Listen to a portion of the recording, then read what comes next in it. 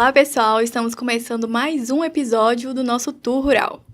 Hoje estamos recebendo aqui o Jean Amaral, ele que é gerente comercial agro da Cicobi Crédito Pinho e sócio proprietário da Plano e Projeto Agro. Jean, seja muito bem-vindo. A gente hoje quer entender junto com você como que funcionam as linhas de crédito, né, para o produtor, para o pequeno, grande e médio produtor rural da nossa região e noroeste mineiro. Seja muito bem-vindo. Jéssica, Bárbara, primeiramente eu agradeço a vocês pelo convite, né? E vamos aqui bater um papo, né, sobre o que vocês quiserem tirar de dúvida relacionada aí ao crédito rural, né? A sua pergunta, Jéssica, ela é bem ampla, né? Sim. Pequeno, médio e grande produtor rural, né? Vou começar a falar aqui para vocês um pouco, primeiro, da nossa cooperativa, né? A cooperativa hoje, o Cicobi Crédito Pinho, na qual eu estou como gerente de negócios agro, a gente atua em 8 municípios, sendo 14 pontos de atendimento, tá? Em todos estes municípios, a gente tem em torno aí de 1.200 produtores rurais, 1.300 produtores rurais. Não sei te falar exatamente o número exato aqui agora, mas são entre 1.200 e 1.300 produtores rurais, né, ativos na nossa cooperativa. E nós atuamos com essas 3 modalidades de crédito que você mencionou e também temos um vasto portfólio de crédito aí com várias linhas de crédito direcionadas aos produtores rurais em todos os segmentos, tá? Recursos esses próprios da cooperativa, o que torna o crédito mais acessível, tá? Taxa de juros um pouco mais elevada, o prazo um pouco mais curto, porém um crédito bem acessível, né? Vamos lá, vamos falar do Pronaf, né? Que é o crédito direcionado aí aos pequenos produtores rurais, né? O Pronaf, eu não sei se vocês sabem, ele é direcionado àqueles produtores rurais que possuem renda mensal de até 500 mil. É um critério, né, para se enquadrar no Pronaf. E um dos principais critérios. O segundo principal critério é ter a DAP ou a CAF. Uhum. Existem uma série de normas. Tem que morar na propriedade, não pode ter funcionário, mas isso é a parte. Uhum. O que manda no jogo mesmo para que o produtor rural tenha acesso ao Pronaf é ele ter uma renda de até 500 mil, né? 500 mil ou menos, e ter a DAP ativa, a atual CAF, né? Uhum. E o que for ficando de dúvida, vocês podem me parar, vocês podem questionar, porque senão eu vou falar muito aqui, tá? E dentro do Pronaf, nós trabalhamos tanto custeio quanto investimento, tá? Ambas as taxas trabalhadas aqui na nossa região, 6% ao ano, né? Porém, o Pronaf, as taxas podem variar de 3,5% a 6%, dependendo da atividade, né? Hoje, as atividades direcionadas à redução de carbono, recuperação de solo degradado, essas operações dentro do Pronaf, elas têm tido taxas mais reduzidas. Uhum. Tá? Ô, Jean, aí no caso, quando você fala do pessoal com a CAF, né, pessoal que tem a CAF aqui do município, vai chegar o ponto nós vamos te perguntar a respeito da sua empresa, né, onde você desenvolve esses projetos. Diante dos projetos que você está fazendo, o que você vê mais que o pessoal do pequeno produtor ele tem investido? Continua no gado de leite, na fruticultura, eles têm inovado com o pivô? Qual seria mais a linha de segmento deles? Hoje, dentro do nosso município, dentro da cooperativa e fora dela, falando dos produtores do nosso município em geral, que a gente tem tido acesso, a gente tem financiado muito gado de corte, que mesmo com a instabilidade do preço nos últimos anos, não diminuiu a quantidade de busca de recursos de financiamento para esta modalidade. A pecuária leiteira também é uma modalidade que continua se financiando diversos animais. E o que a gente tem visto nos últimos anos de diferente é que o produtor rural, principalmente o pequeno, ele tem procurado diversificar suas atividades e tem procurado tecnologia para dentro da propriedade, coisa que há um período atrás a gente não via, né? Hoje, talvez, pelos incentivos, né? Pelas consultorias, palestras, o produtor rural tem tido mais conhecimento, tem obtido mais informação e, com isso, tem financiado tudo que leva tecnologia, seja irrigação, através de pivôs centrais pequenos, através de aspersão, seja contratação de consultoria, que também entra como tecnologia, né? O pessoal, às vezes, não identifica isso, mas o próprio BNDES, dentro das linhas do BNDES, a consultoria, ela é financiável e é financiada como uma tecnologia implantada na propriedade. Bem interessante, né? Isso aí. Então, eles têm procurado isso e têm ajudado muito na desenvoltura, a se manter nas atividades, né? Que o produtor rural, a gente sabe, né? Ele é meio cabeça dura, às vezes gosta de fazer as coisas do jeito dele. Sim. De acordo com a lua, de acordo... Mas a gente sabe também do outro lado, do lado técnico, que a técnica bem aplicada, ela funciona. Com certeza, nós como engenheiros agrônomos, né, tá aí para desmistificar essa questão.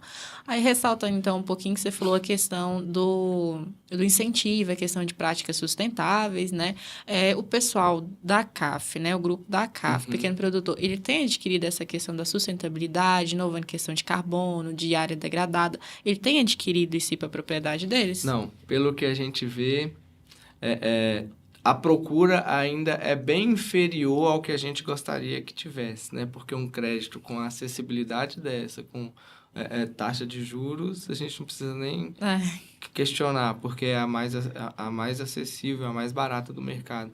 Mas, infelizmente, a procura ainda não tem sido muito grande. Tem tido alguns que têm feito isso, né? Mas outros... Quantidade mínima ainda, infelizmente. Mas a mentalidade vai mudando. A gente que conversa com esses produtores todo dia, no dia a dia, eles não estão fazendo, não estão procurando o crédito para isso, mas nas conversas que a gente tem, será que isso funciona mesmo?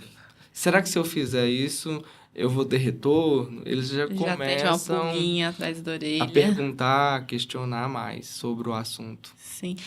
Outra questão, pelo menos na minha área de atuação, que a gente vê é a questão do envelhecimento do pessoal da zona rural.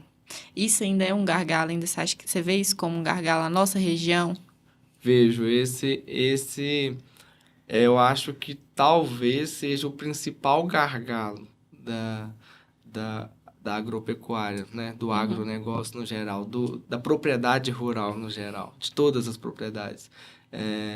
Hoje a gente faz muita visita, sempre fez muitas visitas em propriedades rurais, então a gente depara com pessoas de 70 anos, 60 anos, até mais do que isso, né? Sempre pessoas mais velhas. E os filhos? Meu filho está morando em Uberlândia, meu filho está morando em Belo Horizonte, meu filho foi para João Pinheiro. E o futuro da propriedade, né? Não tem aquela programação de sucessão familiar. A gente não vê isso. A gente vê isso muito em propriedades de produtores de grande porte, né? Onde os filhos estão lá dentro, os filhos estão ajudando, e aquilo ali, aquele trabalho, a gente consegue enxergar que vai se manter por muitos e muitos anos. Agora, o pequeno produtor, o tirador de leite, principalmente, eu acho que eu não... Sim, eu quero estar aqui para ver, espero que esteja, né? Mas daqui 30 anos, um exemplo, 20 anos, 30 anos, vai ser muito difícil você ir numa propriedade pequena e ter um produtor tirando 200 litros, 300 litros. Isso aí vem acabando, né? Sim. Devido à migração dos filhos para a zona urbana e os pais ficam na propriedade e os filhos não querem voltar, né? Com certeza. Tem casos em que os filhos vêm, estudam, se programam até para voltar. Tem um caso muito bonito em Bonfinópolis, o cara saiu, estudou, formou em agronomia, voltou e estruturou, tecnificou e colocou a propriedade do pai em uma potência. E está lá hoje os dois tomando conta. né? São casos Todo raros. mundo. Só que são Exato. casos raros, não são casos a cada 100, né? Então, é preocupante. Sim. É um assunto muito preocupante, inclusive o Cicobi tem uma programação junto com o nosso grupo lá do Desenvolvimento Econômico de João Pinheiro, e montar uma palestra, e montar um treinamento ou um incentivo, algo relacionado para a gente estar fazendo junto aos produtores rurais, aos filhos, sobre sucessão familiar. Né? A importância deles na propriedade, a história, talvez a história daquilo vai se perdendo para eles, né? Mostrar que aquela propriedade precisam deles, que aquela atividade, ela bem trabalhada, ela é rentável, né? Que talvez a maior preocupação seja aquilo é muito trabalhoso e dá pouco retorno. E às vezes é porque o pai faz aquilo há 40 anos, Daquela 50 anos, daquela forma. forma. E existe uma outra forma menos trabalhosa, mais tecnológica, que ele pode fazer, ter menos trabalho braçal e obter uma maior rentabilidade dentro daquela mesma atividade que o pai exerce e para ele não dá lucro hoje, né? E eu acho que é uma coisa que a gente tem que trabalhar primeiramente com os pais, que o primeiro incentivo, muitas das vezes que a gente vê hoje na realidade, é os pais que influenciam os jovens, né, a migrar para a cidade, né? E justamente. Já agora mudando um pouco, né, falando sobre a questão de crédito rural, fala pra gente qual tem sido a maior dificuldade das pessoas conseguirem esse crédito rural hoje. Nós que estamos lidando com isso no dia a dia, a gente pode falar que é um fato que a maior dificuldade dos produtores rurais em geral, isso para pequeno, médio e grande, não só para o pequeno, tá? É mais no pequeno por causa que os pequenos estão em assentamentos, às vezes o lote, quando o INCRA passa, vamos supor que a Jéssica pegou um lote lá no INCRA lá. Aí a Jéssica vende para você vende ele para mim, só que ele continua no nome da Jéssica, porque ela não pode vender ele. Se ela não quisesse o lote, ela teria que devolver para o INCRA repassar para outra pessoa, no caso dos produtores rurais pequenos. Isso é uma regra do INCRA. E hoje você vai pegar um documento de um lote lá no INCRA, ele está no nome do 10º dono. Quando o INCRA for lá, a pessoa que está no lote hoje, ela tem que rezar, torcer, para que aquele fiscal seja uma pessoa de coração bom, seja uma pessoa boa e que assine a documentação para regularizar no nome dela. Então, é por isso que muitas das vezes o pequeno produtor não tem acesso ao crédito. Não só o pequeno, agora eu vou falar no geral. Documentação. Documentação é o gargalo principal de todos os produtores, né? E hoje, com a mudança, com a tecnologia, esse mundo velho de radar no céu aí, de nos vigiando o tempo todo, né? Monitorando o tempo todo, tem a questão ambiental, né? Mais voltada para o desmatamento, né? Que o que mais tem tido, principalmente no nosso município, aqui para o norte também, para o lado de São Romão ali, Santa Fé, temos tido muito desmatamento irregular, né? Porque o desmatamento feito através, o desmatamento legal feito com a licença ambiental na mão, aquilo ali não trava o produtor em nada. Hoje, para vocês terem noção, a gente vai seguir com uma demanda de crédito, né, na nossa plataforma. Na hora que chega numa determinada fase de estudo, análise, o próprio sistema identifica o desmatamento. E aquilo ali trava o crédito. A proposta não segue mais. Você não consegue pular ela de fase para aprovação, formalização. Então, e o produtor rural não entende. Né? Não entende e não é vocês que estão travando, não é. Vai lá no IEF, procura o pessoal, pedem eles para verificar, dá a entrada na documentação para regularizar, nos apresente, que o próprio sistema tira isso. Depois que dá entrada no IEF e a gente apresenta a documentação, aí a gente consegue autorização para seguir com a proposta. Aí é uma outra burocracia interna, né? Mas o desmatamento hoje é voltado aí a questões ambientais e a documentação é o que mais tem travado o produtor rural de ter acesso ao crédito, né? E essa documentação, quando eu falo nela, a gente está falando para fazer o cadastro de produtor rural na instituição. O que é que ele precisa? Comprovante de endereço, comprovante de renda, pode ser nota fiscal, venda de gado de corte, nota de leite dos últimos 12 meses. Caso ele tenha renda no imposto de renda, pode ser o imposto de renda, só que hoje a gente nem tem renovado com o imposto de renda, porque o pessoal não declara, mas, enfim, é outra gargalos da sociedade. E aí a gente também tem a opção de fazer um laudo de renda. Um agrônomo faz um laudo de renda, faz uma visita na propriedade, vê toda a infraestrutura que a propriedade possui, todas as atividades nela desempenhadas, e você consegue colocar isso num laudo e fazer uma renda para ele mensal. Isso aqui vai gerar tanto por mês, está gerando tanto por mês, vai gerar tanto anual, né? E o que mais que ele precisa? Documentos da propriedade, né? A certidão de InterTO, no caso do pessoal do assentamento, o CCU no nome deles é válido, né? Se for uma pessoa que ele é arrendatário, aí é o contrato de arrendamento mais o documento da propriedade, não do proprietário mesmo, tudo certinho. CCIR, TR, CAR, que tem tido... Quando você tem alguns embargos ambientais, você começa a travar a sua documentação, porque você não consegue ter acesso ao CCIR para pagar, o ITR, e tudo isso tem que estar em dia, né? Essa é a documentação básica para um cadastro bem feito, né? E os produtores, na maioria das vezes, principalmente o pequeno, não conseguem nos entregar a documentação completa de sua propriedade, fazendo com que o cadastro fique incompleto, com que a gente não consiga fazer análise do potencial dele, né? E tem muitos deles que na hora que a gente vai fazer a renda para eles lá, o laudo ou a apresentação de renda, eles recebem 50 mil por mês, um exemplo, 40, 30 mil por mês. E eles vão lá e colocam que recebe 2 mil por mês. Nossa. Isso é extremamente prejudicial dentro de uma instituição financeira. A instituição financeira não tem nada a ver com o imposto de renda e eles acham, às vezes, que tem alguma ligação. O que você movimenta na sua conta e tudo lá, em qualquer instituição, aquilo ali a Receita já tem acesso. Então, independente do que você cadastrar de renda, não vai te prejudicar. Então, a gente tem tido muito isso, né? Rendas cadastradas inferiores à realidade de cada produtor.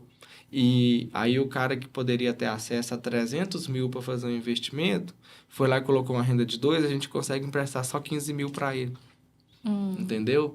Isso é um entrave muito grande. Falta, às vezes, de orientação. Tanto é que estou montando um planejamento estratégico para, uma vez por mês ou de 15 dias, fazer visitas nos assentamentos, um dia de campo, né?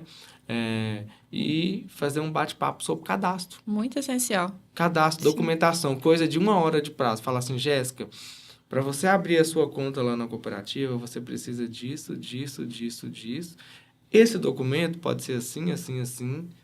Eu preciso que você me mostre a sua realidade para que, na hora que você for lá pedir o $500 mil que você quer lá de crédito, lá eu consiga, de fato, fazer uma análise de te emprestar o recurso.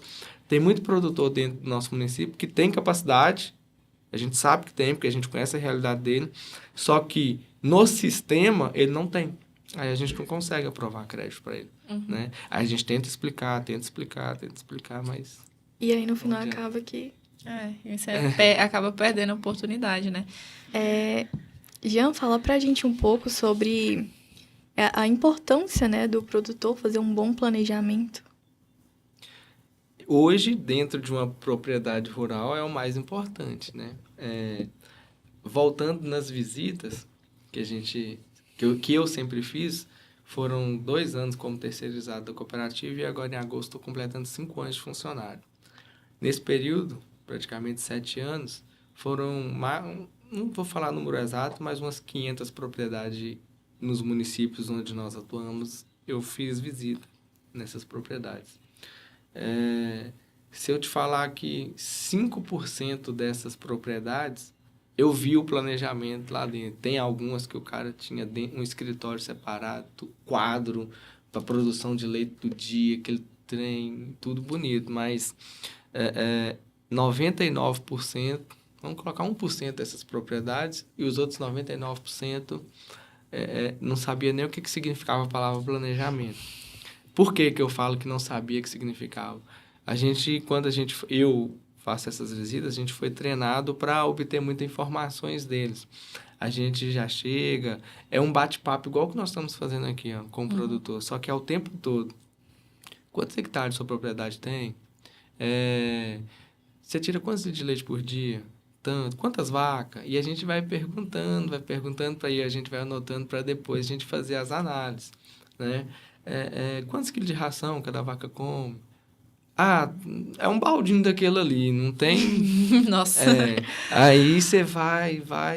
Então, hoje, isso vem melhorado com alguns que têm buscado consultoria, né?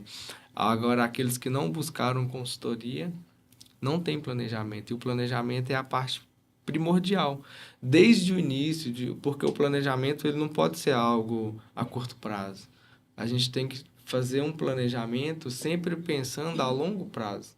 Não adianta eu comprar 20 vacas de leite hoje ou um pivô central e querer que ele se pague com 6 meses, 1 ano. Não vai se pagar. Então, se eu quero entrar na atividade agrícola, eu tenho área ou tenho área para arrendar, vou colocar um pivô de 50 hectares.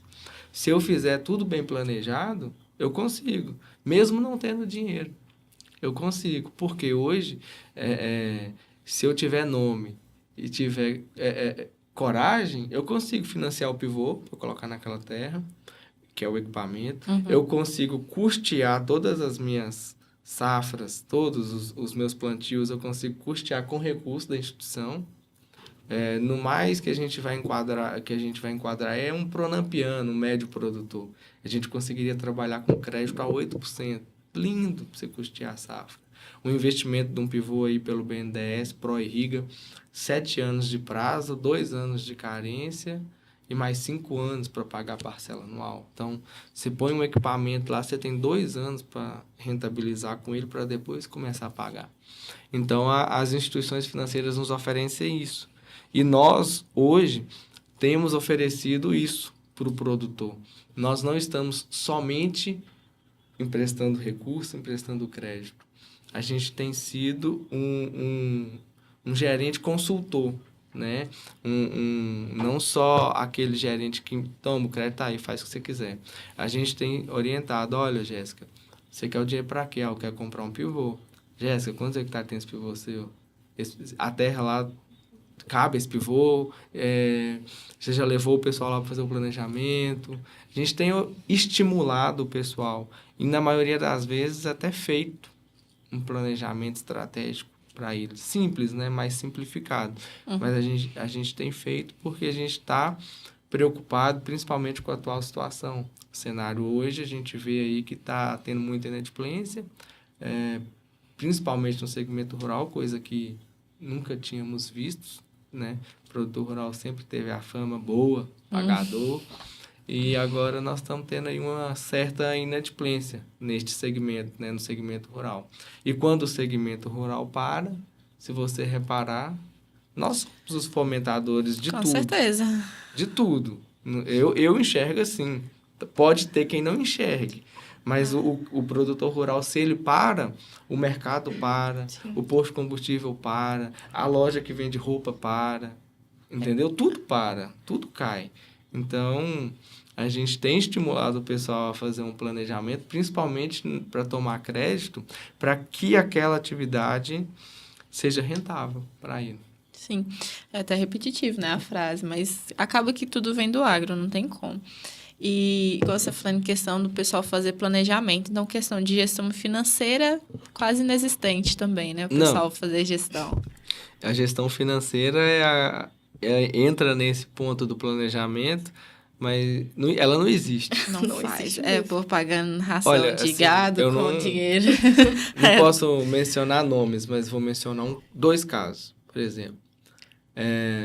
Um caso, o cara chegou lá que a gente estava atendendo, ele fez a pergunta onde era a propriedade que ele tinha arrendado.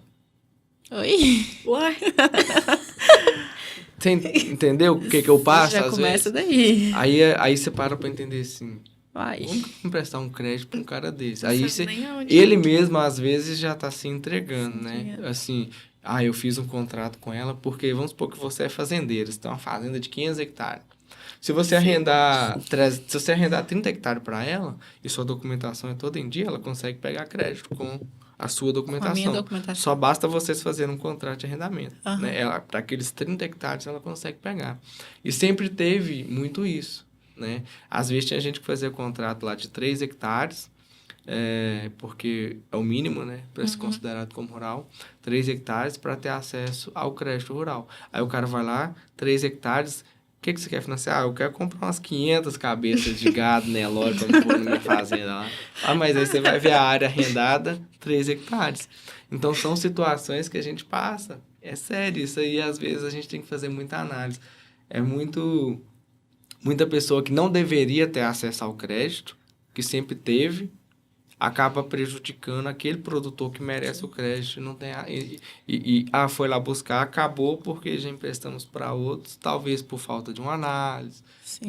de buscar informações mais a fundo, né, daquele produtor.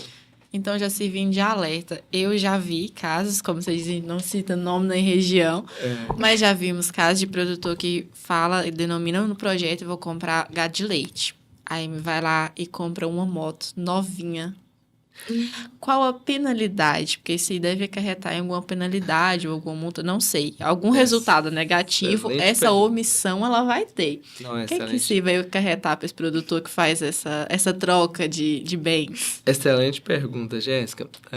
Primeiro, crédito rural, a única coisa que o crédito rural não financia é imóvel rural. O crédito rural financia atividades autossustentáveis, né? Ou seja, você vai financiar um pivô vai produzir grão, pode produzir pastagem e tal. Atividades autossustentáveis. Isso aí é cultural em alguns municípios. Não vou Já mencionar nomes, é Não cultural vamos mencionar, mas isso em aí a gente alguns sabe o que municípios. acontece. E são os principais pontos onde se tinha e se tem inadimplência em crédito rural, são os principais casos, quando a gente vai pesquisar a fundo. Só que veja bem, se eu te empresto um crédito, vamos colocar aqui um valor X, 100 mil, né? Você foi lá, me procurou, eu sou seu gerente, já preciso de 100 mil para eu comprar 50 bezerros, 2 mil cada um. Aí eu vou falar, Jéssica, fazer sua análise aqui, preciso do projeto, faça a operação, né? A proposta foi aprovada, gerou o contrato, você pegou o contrato para você e os avalistas, ou você ir lá e assinar tudo certinho. Aí na hora que você vai me entregar o crédito rural, o contrato do crédito rural, toda a operação, ela tem que ser comprovada, né? Neste caso que nós estamos mencionando, desses 100 mil, né, para 50 bezerros, 2 mil cada um, você vai ter que me apresentar uma nota fiscal e uma GTA, né? Após a liberação do crédito, ou você pode me entregar antes, se você conseguir antes da liberação, ou você tem, após liberado o recurso, você tem 30 dias para me apresentar. Aí você me apresentou, até o momento está tudo certo. Uhum. Aí entra a segunda parte, que o Manual de Crédito Rural, que é o MCR do Banco Central, ele nos fala isso, né? A comprovação ela é dada através de, nesse caso de gado, nota fiscal e GTA. Você me entregou, está comprovado até o momento. O recurso está na sua conta. Você foi lá e transferiu 30 mil para pagar viagem para Paris. Aparelho de som. 50 mil para Não, muito específico. 50 mil para troca de carro. E hoje a transferência de um banco para o outro ela é identificada lá. Você mesmo coloca para que você está transferindo. E você mesmo se entrega. Quando acontece isso, a pessoa tem que quitar, de acordo com o que for determinado pela cooperativa, a pessoa avisa ela que ela tem 30 dias para quitar a operação. Se ela não quitar, a gente tem que passar a operação dela para o crédito pessoal. Qual que é a diferença? Você sai de uma taxa de 6% ao ano, se for o Pronaf, 8% ao ano, se for o Pronamp, e vai para uma taxa aí de 19%, 20% ao ano. Gritante a diferença. Não, gritante. Mas é algo que a gente ainda vê bastante. Vê bastante. Se for identificado o que é chamado isso aí de desvio de finalidade no crédito rural, a penalidade é essa. O cara tem que pagar de imediato, independentemente se o dinheiro foi liberado há 3 dias atrás. Ele pegou ele com 2 anos de prazo. Mas se for identificado esse desvio de finalidade, e toda instituição financeira ela tem um controle interno que faz esse trabalho, identificou isso, é tomada a decisão, de imediato o cara tem que ir lá liquidar a operação, ou então a gente tem que passar ela para um crédito chamado crédito de recurso próprio, que é o empréstimo normal que faz pessoal, crédito pessoal, né? E quando se é feito isso na fiscalização, só voltar um pouquinho para mencionar das fiscalizações. Essa parte você entendeu, né? Do desvio de finalidade. Sim. Aí, toda virada de mês, cai 5% de todas as operações liberadas no mês anterior, automaticamente em fiscalização. Se eu liberei 100 operações, no mínimo 5, e todas com valor acima de 800 mil, caem automaticamente no processo de fiscalização. Aí vamos supor, virou o mês, caiu 10 operações das 100 que eu fiz. Tinha algumas de 800 mil e mais outras que foram selecionadas automático. Aí a gente tem que ligar para o produtor, realizar uma visita na propriedade. Ele tem que estar com o que está descrito no projeto, se for um trator, se for 20 bezerros, se for 10 vacas. Tem que estar lá no curral dele, lá na propriedade dele, esperando para a gente ir lá fazer a fiscalização. Tem que ir lá, depois de realizada a visita, tem que voltar, tem que ser feito um relatório. Esse relatório tem que ser anexado no mínimo 4 fotos e encaminhado para a cooperativa. Se esse relatório, que é feito por um terceirizado, que é o Lucas e o Danilo hoje, do Scope Credipinho, aí a instituição financeira tem que tomar uma decisão junto com os diretores e nós lá, agência de negócio, liquidar do mesmo jeito também, liquidar a operação ou passar ela, reclassificar ela para um crédito pessoal. Penalizando assim o produtor, tanto em prazo quanto em taxa, né? Nossa, porque você pagar, aí você vai, faz o desvio de... Aí um crédito desse que você pegou 100 mil, 6% ao ano, em 2 anos você ia pagar 112, um exemplo. Aí passa para o crédito pessoal, vai para 160 a parcela, o financiamento. Se né? passar, né? E tem assim, igual ele, né, com a questão do crédito rural, a pessoa consegue fazer aí o financiamento. Aí se passar para o pessoal, dá algum problema? Não. Qual o risco de dar algum problema? Passa tranquilo? Não, passa tranquilo. E o crédito pessoal, ele não tem burocracia nenhuma, né? O crédito pessoal, ele é um crédito normal, pessoa física. Até para o pessoal que abre a conta ali só com conta normal, sem ser produto rural, é o crédito normal que todo mundo tem acesso. Só que é taxa mais cara. O crédito pessoal cai na sua conta, você faz o que você quiser com ele.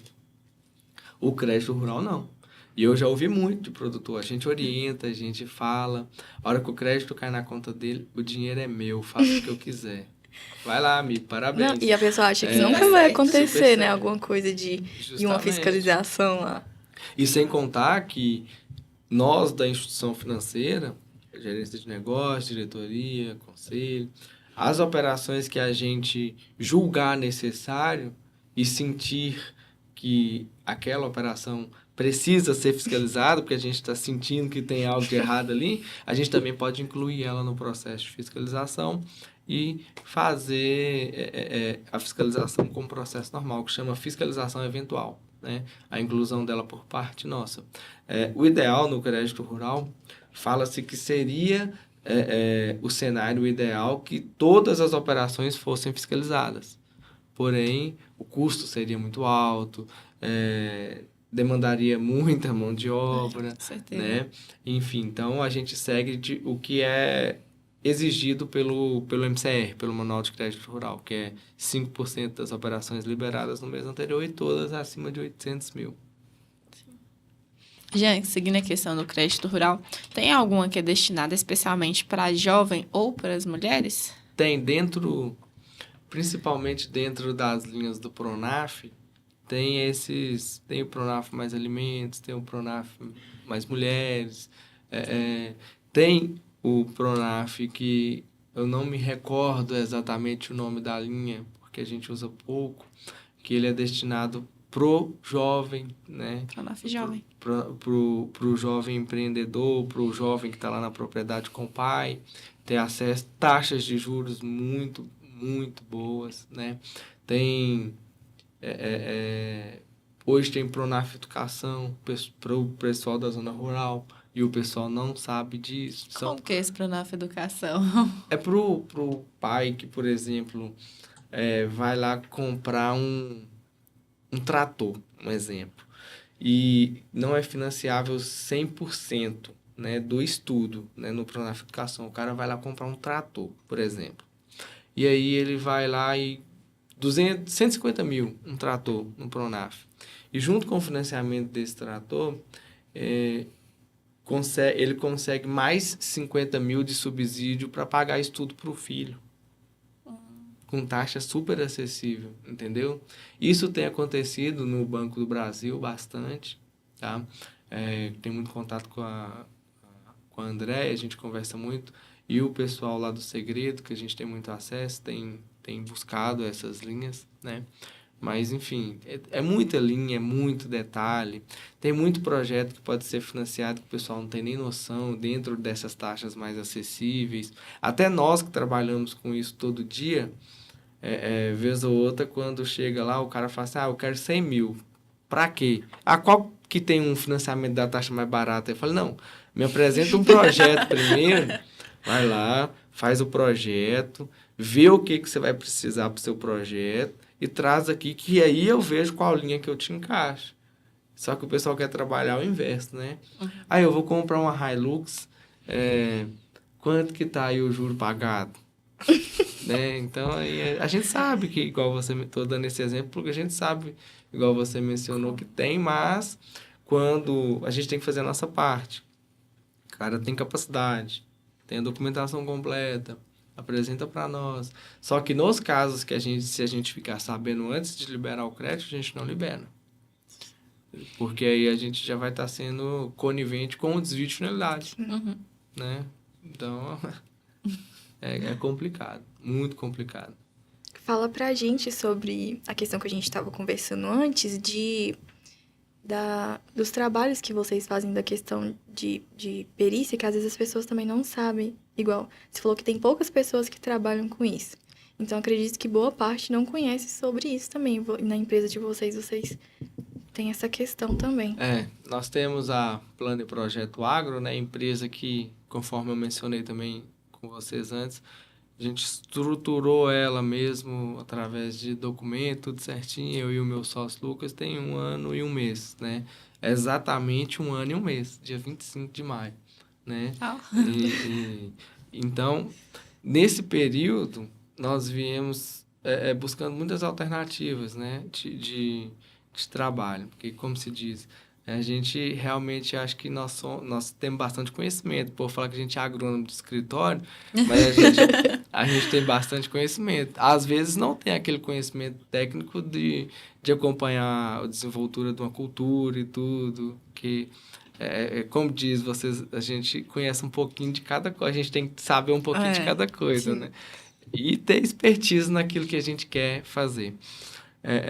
Mas, enfim, e a gente estruturou a empresa e nesse período aí surgiu a oportunidade de, através dos networks feitos por aí, nessas andanças, Belo Horizonte, Brasília, de estar trazendo para a empresa a parte de perícia judicial, né? Eu e o Lucas conversamos, o Lucas muito animado, tomou frente do negócio, nessa parte de perícia, e aí trouxemos isso para dentro da empresa, conforme eu mencionei também, estamos em processo de especialização nas perícias. Já fizemos algumas, né, que graças a Deus deu tudo certo.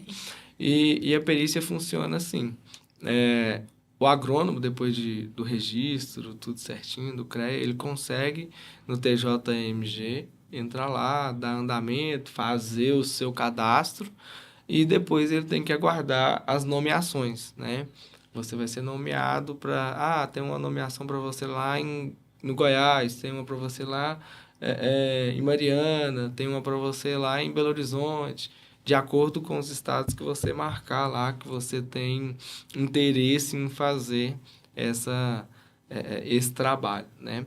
Esse trabalho de perícia, ele é muito complexo e diversificado, né? Tá em tudo quanto atividade, desde uma divisa de uma cerca, desde a CEMIG querendo passar a linha lá na propriedade de alguém, uma semente de milho que, quando você comprou ela, te foi ofertado uma certa garantido, né, uma certa produtividade mínima, uma máxima e uma mínima, e aquilo está muito abaixo do esperado, né?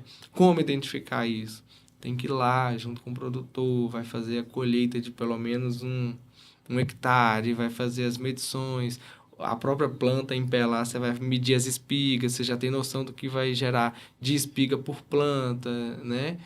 Fazer os cálculos lá. A gente está nesse trabalho aí aprendendo a fazer isso, né? Mas é muito bom. É um trabalho que traz muito conhecimento, exige muito da gente raciocínio, né? Sim. A perícia, ela exige muito da gente leitura, porque é muito contrato. Quando o juiz te manda o dossiê, você tem que ler o dossiê todo do que está pedindo. Então, tem muita perícia. Tem perícia boa e tem perícia ruim, tá? Mas é um trabalho... Hoje, no IBAP, que é a nível Brasil, se não me falha a memória, são 24 agrônomos cadastrados no Brasil. E tem muita perícia que o juiz só aceita agrônomo cadastrado no IBAP. Na nossa região, nós não temos nenhum. Você falou também sobre a questão do network, né? Fala pra gente agora um pouco sobre a importância de nós que estamos finalizando aí, tá no processo, caminhando para o final do nosso curso, né? Para os profissionais recentes também, e também para quem já tem um tempo aí. Como é importante a gente fazer network hoje, né? Não, o network hoje é mais importante que o diploma. Eu vi uma frase uma vez e concordo plenamente, porque eu acho que isso aconteceu comigo. Não que eu não seja estudioso, tá? Que eu gosto bastante de ler, gosto bastante de estudar, gosto bastante... Ainda mais quem trabalha com crédito rural. Aí você tem um manual de crédito rural de 470 páginas que toda semana muda. Nossa Senhora. Então, você não precisa nem imprimir ele é online. Você vai lá, toda semana ele muda alguma coisa. Então, o network hoje, ele consegue te levar muitas vezes onde diploma nenhum leva. Isso é um fato. O network hoje é o que a gente precisa. Que tipo de network? Networking em eventos, networking... vai ter uma Agrobrasília. Eu vi que vocês foram lá, não sei, você foi também? Não consegui ir Eu vi esse que ano. você foi. Tem uma Agrobrasília, vai na Agrobrasília, visita os estandes, conversa com o pessoal, troca telefone. Vai ter um evento lá em Patos. Tem uma feira lá em Patos agora, no final de... A Fenamina, segunda edição. Tava vendo. A gente participou dela o ano passado, foi uma feira muito boa. A gente deve, o Scopcredit deve estar participando de novo. Visita a feira. Só que não é só ir na feira.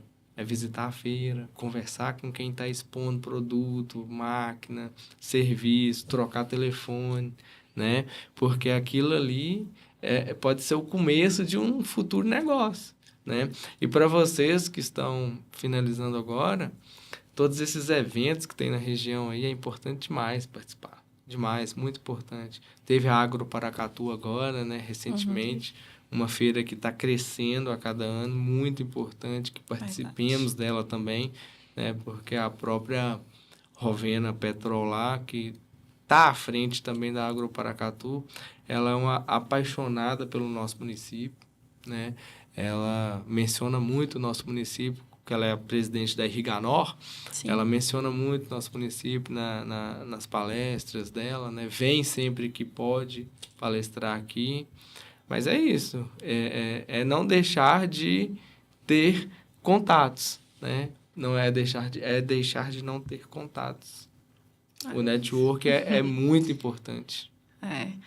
Você falando em questão de network, eu tive em Nortec, em Olambra, semana passada, e a gente viu a questão, o comparativo entre feiras, né? É uma feira que eu acho que ela deveria acontecer até mais perto do nosso município, porque é uma feira onde tem produtos muito acessíveis.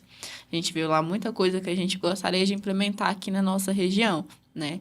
E já aproveitando o gancho, a questão, no caso lá na Plano Projeto Agro, vocês fazem, né, a execução do projeto de acordo com cada realidade do produtor, de acordo com a realidade dele dentro da propriedade?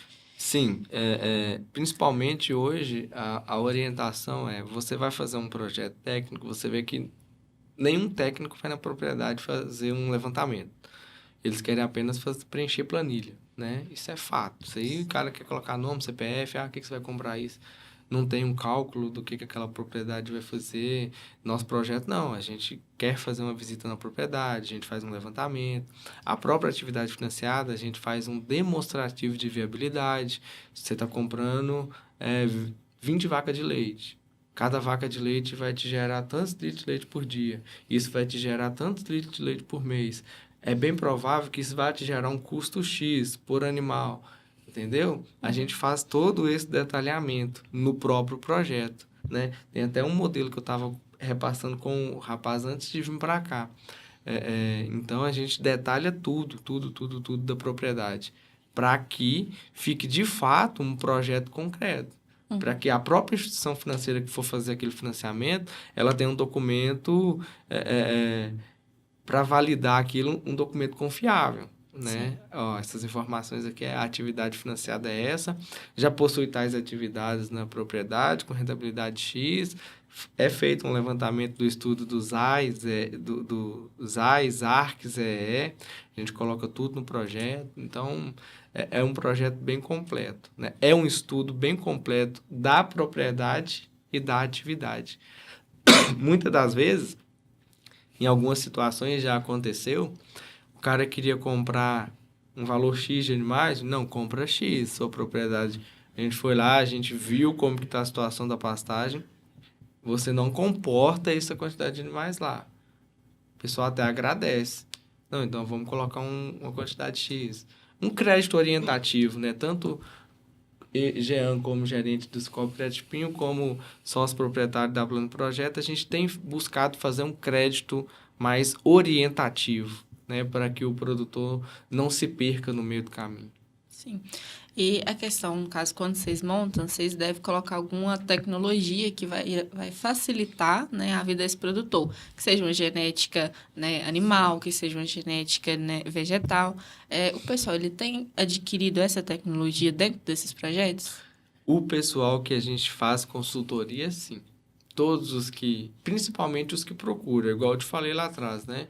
Muitos aderiram tecnologia, outros não, mas todos aqueles, alguns são cabeça dura, mas todos aqueles que vão no nosso escritório, que a gente visita a propriedade, que a gente conversa, que a gente explica, que a gente mostra que isso já está funcionando em outro lugar e que aquilo vai trazer mais rentabilidade, eles têm sentido muita aceitação. Esse público, só que, como eu mencionei também, infelizmente, não é um público muito grande que está tendo, né? Às vezes, eles preferem aceitar uma recomendação de um vendedor, que nem agrônomo não é, nem técnico agrícola não é. Muitas vezes quer vender. Muitas vezes só quer vender e eles não entendem isso, só depois que passam por isso que eles... fulano só veio aqui para me vender aquilo, fez diferença nenhuma. E a gente fala, gente, faz isso. Mas o fulano falou... Então vai. Então, a gente passa muito por isso também. É igual foi falado no episódio passado, que creio que é uma realidade em todos os setores do agronegócio. O pessoal espera o vizinho fazer, vê que deu certo, não, então eu vou fazer. Mas e que é a questão? Eu vou fazer igual meu vizinho fez, eu vou fazer igual a Bárbara fez, porque o dela deu certo, né? Como se fosse uma receita de bolo. Como se fosse receita. Muitas das vezes eles esperam dar certo em algum lugar para depois fazerem, né? Não querem ser os pioneiros, não querem fazer primeiro. Sim. Já então agora, explique um pouquinho para a gente como que é a Plano Projeto Agro, né? O que é que você tem a ofertar para o pessoal do nosso município. Olha, a Plano Projeto Agro é como eu já mencionei também, é uma empresa criada há 1 ano e 1 mês, né? Formalmente, né? Há 1 ano e 1 mês. E nós estamos no mercado hoje oferecendo uma assistência aos produtores rurais voltada à elaboração de projetos técnicos, de laudos de avaliação de imóveis rurais, laudos de renda para comprovação de renda nas instituições financeiras, e temos atuado com muito foco também na questão da perícia judicial, né? Que tem sido um ramo muito bom de trabalho. É até uma orientação para vocês que estão formando. A maioria dos agrônomos formam pensando no campo. Trabalhar com plantação, trabalhar em revenda, Grão. trabalhar com grão. Olhem com carinho para esse lado. Assim, é óbvio que vocês vão ser minhas concorrentes ou sócias, né? Ou Mas sócias. olhem com carinho para esse lado, porque tem faltado muito profissional capacitado para isso. Mas muito profissional capacitado. Instituição financeira hoje é um ramo que, falando em questões salariais, é muito bom mesmo. Às vezes tem muito gerente aí que ganha muito mais do que agrônomo em campo, muito, muito mais, tá? E tá faltando profissional no mercado. Então, eu não sei qual é a intenção de vocês, olhem com carinho para o lado de perícia judicial, para o lado de elaboração de projeto, para o lado de instituições financeiras. Nós temos cooperativas vizinhas aqui, vizinhas para quem tiver disponibilidade, passa, patrocínio, região no geral, com salários de 12, 14, 15 mil para engenheiro agrônomo que queira ir trabalhar dentro de um escritório, com ar-condicionado, atender produtores rurais, veículo para rodar. É um conforto, é uma dica para vocês mesmo, assim. Buscarem, caso seja do interesse, um pouquinho aprofundar nisso aí para frente, isso é uma carreira muito boa. E o engraçado é que o pessoal, igual a gente tá formando, a gente vê muito. O pessoal já quer sair correndo pro meio das lavouras, eu quero campo, campo, campo. E realmente a gente não vê ninguém falando das outras áreas que a agronomia ela oferece, né? O leque é bem amplo, né, pro agrônomo, e muitos deles não sabem disso. Eu hoje, se você me perguntar o nome de um produto, de um qualquer herbicida aí, inseticida, seja o que for aí, um adubo, eu sou leigo praticamente nisso. Sim. Por quê? A gente entende, corre ali, busca informação e tudo, a gente acompanha, porque o foco principal foi outro, né? E hoje eu sinto falta de ter buscado um pouquinho mais disso lá atrás e focado só nisso. Que hoje eu estou buscando muita informação, mas não arrependo também do segmento que eu fui hora nenhuma, porque não pretendo voltar também por aí. Hoje estou muito bem, graças a Deus, o negócio tá fluindo muito bem. Mas é isso, a Plano Projeto está aí no município, né, atuando, João Pinheiro, Brasilândia, Paracatu, Lagoa Grande, Patos, Presidente Olegário, São Paulo, nós já fizemos algumas perícias também, recentemente, e está aí para atender o produtor rural. Dá um suporte, na maioria das vezes, alguma coisa que nem está relacionada ao nosso trabalho, mas a gente dá um suporte, orienta quem procurar, né? Não fazemos nada que não sabemos, né? Direcionamos para quem sabe fazer, independente do valor que a pessoa vai cobrar ao produtor, a gente não faz menos nem mais. Ah, eu faço conceito de... Não, pô, a Jéssica é especialista nisso, você procura ela. A gente tem feito isso porque o produtor rural ele sofre. É um Na diferencial. mão de muita gente aí, eles sofrem muito. Já vi muito produtor rural gastar dinheiro para tentar, achando que está fazendo alguma coisa boa para ele e para a propriedade, e infelizmente era só alguém passando ele para trás, Isso é um né? diferencial na empresa de Mas vocês, com certeza. a nossa empresa está à disposição, tanto eu quanto o Lucas. Eu me coloco à disposição também pela cooperativa, pelo Scope Credit Pinho. Nós temos o setor rural lá na cooperativa, no nosso PA lá no centro. Não sei se vocês já visitaram. Criamos ele lá em maio de 2020. É um atendimento específico para os produtores rurais. Fica aqui o convite para vocês voltarem lá, tomar um café com a gente, o dia que vocês quiserem ir, tá? Aproveite também, nós temos um leilão no domingo, tá? É óbvio que talvez o pessoal não vá ver o convite, mas para vocês, no particular de vocês, convidar o pessoal, ir lá participar com a gente no domingo. Começa às 14 horas lá no Sindicato Rural, tradicional leilão leiteiro, leilão do cooperado. Né? Leilão leiteiro é um tradicional leilão da cooperativa. Façam-se presentes lá com a gente no domingo, tá? Com certeza. Fica aí o convite. E também, não sei se a gente está finalizando, mas parabenizar vocês pela Obrigada. iniciativa. Conforme eu mencionei, nós queríamos fazer isso lá na cooperativa. Não começamos ainda, né? Parabenizar vocês, isso é muito bom. Hoje pode ser algo que está pequeno, mas com foco, com trabalho, né? Disciplina, continuidade, não adianta, hoje foi ruim. Nossa senhora, semana passada foi péssimo, hoje foi bom. Não, semana que vem vai ser melhor. Sempre com pensamento positivo para o que vocês querem, que vai dar certo. Desejo muito sucesso para vocês e o que vocês precisarem de nós, tanto Sicoob Credit Pinho como Plano Projeto, estaremos à disposição de vocês. Muito obrigada, nós que agradecemos pela disponibilidade por estar vindo aqui, tirar seu tempo, conversar com a gente, explicar, né? Foram inúmeras perguntas, algumas complicadas, né?